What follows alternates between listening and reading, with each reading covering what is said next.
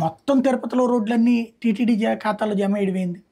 ఓ రకంగా చెప్పాలంటే తిరుమల డబ్బులతో తిరుపతి కార్పొరేషన్ నడిపే ప్రయత్నం చేశారు.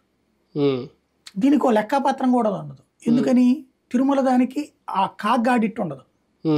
వీళ్ళు ఏం సంతకం పెడితే అది 1000 రూపాయల పని 25,000 అన్నా 1,00,000 అన్నా సరే ఓకేనే, బిల్లు రాసి ఇచ్చేస్తే అయిపోతుంది. ఇది దుర్మార్గమైన దోపిడీ. దాని మీద అసలు విచారణ జరగాలి. ఎట్లా అన్నటువంటి ఎంత ఖర్చు పెట్టారు టీటీడీ డబ్బులు, ఆ డబ్బులతో ఏమేం పనులు చేశారు, అసలు ఎంత ఖర్చు అవుతుంది, అది టెండర్లు పిలిచారా పిలవలేదా, నామినేషన్ బేసిస్ మీద ఇచ్చారా, ఇది విచారణ జరగాలి. అసలు అది ప్రక్షాళన అంటే అధికారిని మార్చడం కాదు, అది ప్రక్షాళన అంటే. ఇప్పుడు చేస్తారేమో అవన్నీ. జగన్మోహన్ రెడ్డి గారు అధికారంలో ఉన్నప్పుడు ఆధ్యాత్మిక కేంద్రాలు లైట్ తీసుకున్నారు, పెద్దగా పట్టించుకోలేదు అనేది కూడా అందులో భాగంగానే తిరుమలలో ఈయన్ని ధర్మారెడ్డి ఇన్ని రోజులు కొనసాగించారు అని. మీకు నాకు అర్థమైంది ఏంటంటే జగన్ లాంగ్వేజ్ కానీ వీళ్ళది, తనకి హిందుత్వ అంశాల మీద అవగాహన ఉండదు.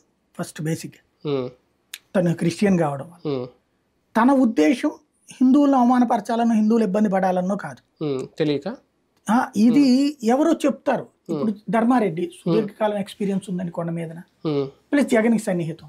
అవును, నేను అది భక్తుల కోసం నేను ఇచ్చేస్తున్నానని చెప్తే ఓకే అనుకుంటాడు, కానీ అది భక్తుడికి ఇబ్బందో లేదో ఫీడ్